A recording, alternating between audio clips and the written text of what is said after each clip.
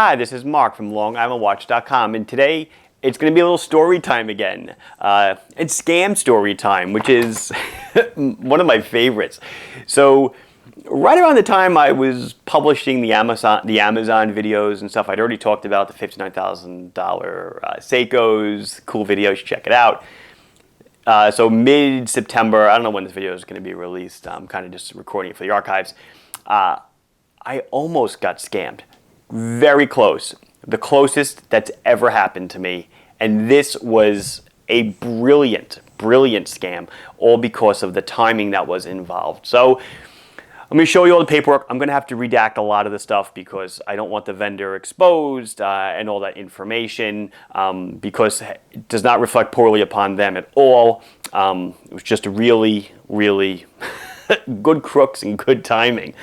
So what happened was, it's a company that I deal with in Europe, and I placed an order. My orders are generally done over email.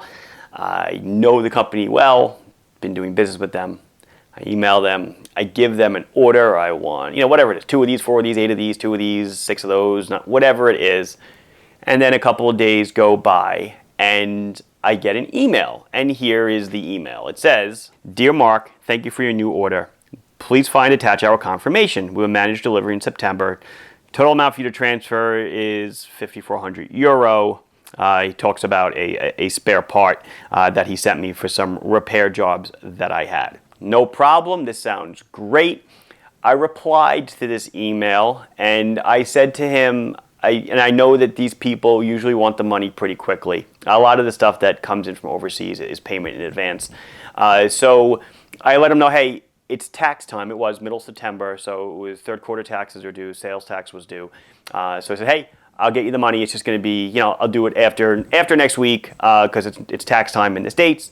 Just want to let you know. And, usually that's cool. And that was fine. I didn't hear anything for a few days. And then I get this email. Dear Mark, thank you for your reply email. Kindly go through the following notice.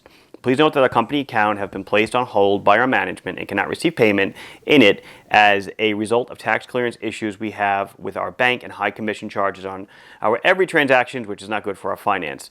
Due to this reason, our management have instructed we receive all further payment through our international bank account, which details I will send to you once I get reply confirmation from you on this email. Kindly reply and confirm that you intend making payment for me. Send you our new and active account details. Thanks for your cooperation. Sorry for the inconvenience. Best regards." Now, what's funny about this is that it's actually written in beautiful, broken European English. Everybody in Europe that speaks English, I commend you because I speak almost no language, just a little bit of Spanish. A lot of people in Europe speak English.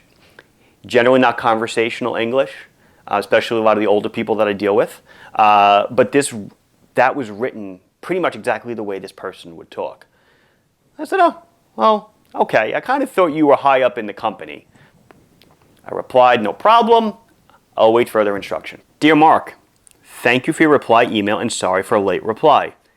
Again, this is something that it's exact words that these people have used in the past. There have been a lot of deliberation in our office as regards the change of bank account. Please find below our IBA to proceed with the payment as directed by our account finance department. It lists the bank details. Please kindly reply and confirm receipt. Confirm for us in reply when we should expect payment. As I said, we'll manage our delivery in September. Once again, thank you, blah, blah, blah, blah, blah. So I look at that information. I go, this is great. And then I get to the last line of the bank info. And it's not in the country that this company is centered in. I was like, wow, that's kind of weird. Why would you open an account in another country? So when the initial thing came to me where, hold your payment, I really didn't have any bells going off. It sounded a little bit weird. I was like, okay, I'll wait further instruction. Now, I'm like, Spain, bells start. Now bells are going off like crazy. I'm like, what the hell do I do? What's going on? So I email back. Now, you can't see it, but the emails are coming from the exact same address as the original invoice came. when they told me I owed the 5,400 euro, whatever it was. Nothing has changed. We're going back and forth in the same email chain. And I wrote back and I said, happy to do it. Before I do this, and this may sound weird, can you just kindly tell me the last place you and I saw each other face to face? Now, he would know that. If you're in the watch industry, you'd think obviously it's Basel because he's in Europe. But it wasn't. So I thought it was a great question because that was not where we met. And I wait for the reply. And the reply back is the same thing. Right, here's our new banking details. And I said, oh man. So of course now you pick up the phone. I never call these people. I don't think I've ever called them. I've met them in person, never made a phone call. My business is totally over email. Just like my business to you is totally over email, my business to my vendors is all over email. So I call them up. They don't answer in English, obviously. You say who I am. Oh, Mark.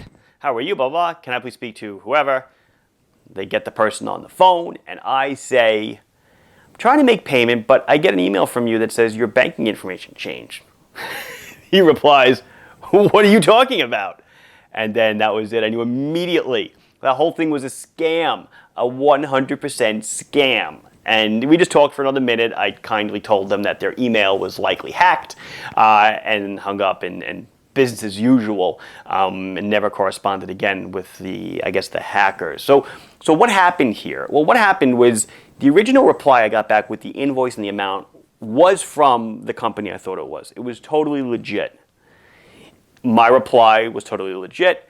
But then the email where they said, hold while we get the new bank information and, our accounting department is reviewing things. That, even though it came from the same email, just know it wasn't spoofed. I know people are going to say to me, oh, they spoofed. They did not spoof the address. I've checked all the headers. It wasn't spoofed. It was from a different IP, but it wasn't spoofed. Basically, their email was hacked. Someone had to log into their email and was capturing the emails, not letting them go to the actual person, and replying to them. So they captured the email, and they're the ones that sent, hey, we're changing our banking information, give me a few days, and then they're the ones that sent me the new banking information. All the while I'm replying thinking it's the original people, and it's not. Brilliant scam, almost cost me 5,400 euro. It didn't, and I'm all the more happier for it. I thought it was a great scam.